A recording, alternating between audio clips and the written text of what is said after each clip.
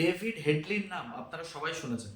আজকের এই ভিডিওটাতে ডেভিড হেডলি, যার আসল নাম দাউদ সৈয়দ গিলানি, তিনি কিভাবে 26/11 মুম্বাই হামলার অন্যতম প্রধান ষড়যন্ত্রকারী হয়ে উঠেছিলেন এবং কেন তাকে একজন নিখুঁত সন্ত্রাসবাদী বলা হয়, সেই ব্যাপারে বিস্তারিত আলোচনা করব। নমস্কার, আমি প্রদীপ্ত। খবর ও কথা চ্যানেলে আপনাদের সবাইকে জানাই স্বাগত। ডেভিড হেডলি আমেরিকান নাগরিক হলেও তার বাবা কিন্তু ছিলেন পাকিস্তানের একজন পরিচিত ব্রডকাস্টিং ব্যক্তিত্ব। 1971 সালে ভারত পাকিস্তান যুদ্ধের সময় তার স্কুলের ওপরে একটি বোমা হামলার ঘটনা তাকে মানসিকভাবে বদলে দেয় এবং সেই সময় থেকেই ভারতের প্রতি তার মনে এক গভীর ঘৃণা জন্মায়। ডেভিড হেডলি কিন্তু শুধুমাত্র একজন সন্ত্রাসী ছিলেন না, তিনি ছিলেন অত্যন্ত ধূর্ত।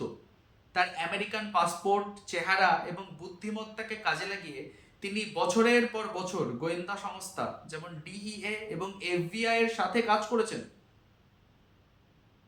তিনি ড্রাগ চোরাচালানের দায়ে ধরা পড়ে ডিইএ এর কাছে তথ্য দিয়ে নিজেকে বারবার জেল থেকে কিন্তু বাঁচিয়ে নিয়েছেন। মানে নিজে ধরা পড়েছে, তারপরে স্নিচিং করেছে, মানে আরো অন্যদের ব্যাপারে তথ্য দিয়েছে, তিনি নিজে জেল থেকে বেরিয়ে এসেছে। যার জন্য সে কিন্তু মানে বারবার এই অন্য মানে এই সব সংস্থাগুলোকে ঢাল হিসেবে ব্যবহার করেছে। বিভিন্ন সময় দেখা গেছে যে এই বড় বড় যে আমেরিকান সংস্থাগুলো ডিএ, সিআইএ, তারপরে এফবিআই, এদেরকে কিন্তু ডেভিড হেডলি নিজের ঢাল হিসেবে ব্যবহার করে। ভাবুন, একটা সন্ত্রাসবাদী সে কিনা এইসব বড় বড় গভর্নমেন্ট অর্গানাইজেশনগুলোকে নিজের ঢাল হিসেবে ব্যবহার করছে। কারণ কি, তাই কেউ ধরতে যাচ্ছে, সে বলছে সে এফবিআই এর ইনফরমার, বা সে বলছে যে সিআইএ এর ইনফরমার। ঠিক আছে, এইসব বলে সে বেঁচে যাচ্ছে ল এনফোর্সমেন্ট হাত থেকে। এরকম অনেক দিন ধরে সে করে বেরিয়েছে। 2006 সাল থেকে 2009 সালের মধ্যে ডেভিড হেডলি অন্তত 8 বার ভারতে আসেন। সে সময় মুম্বাইয়ের বিভিন্ন গুরুত্বপূর্ণ জায়গা যেমন Taj hotel, Oberoi hotel, Nariman house এবং সিএসটি স্টেশনের ভিডিও রেকর্ড করে এই তথ্যগুলো পাকিস্তানের লস্করে তৈয়বার কমান্ডারদের কাছে কিন্তু তিনি পৌঁছে দেন। এই তথ্যগুলোই 26/11 মুম্বাই হামলার ক্ষেত্রে ব্লুপ্রিন্ট তৈরিতে সাহায্য করেছিল।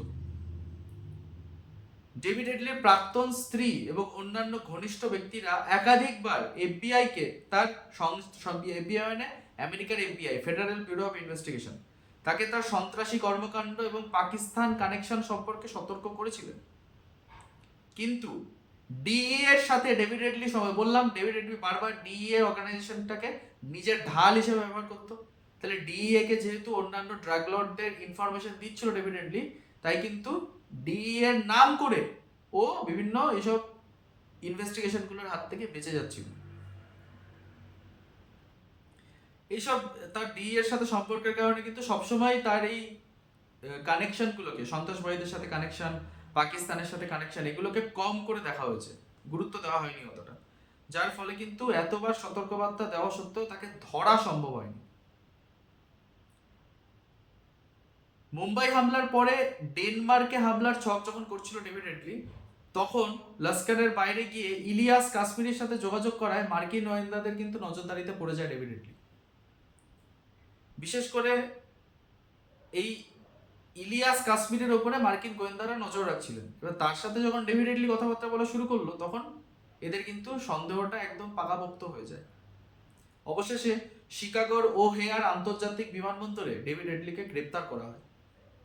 ডেভিড হেডলি বর্তমানে আমেরিকার একটি কারাগারে সাজা ভোগ করছেন। যদিও তার বিরুদ্ধে মুম্বাই হামলায় বড় প্রমাণ রয়েছে, তবুও তাকে ভারতের কাছে কিন্তু এখনো পর্যন্ত হস্তান্তর করা হয়নি।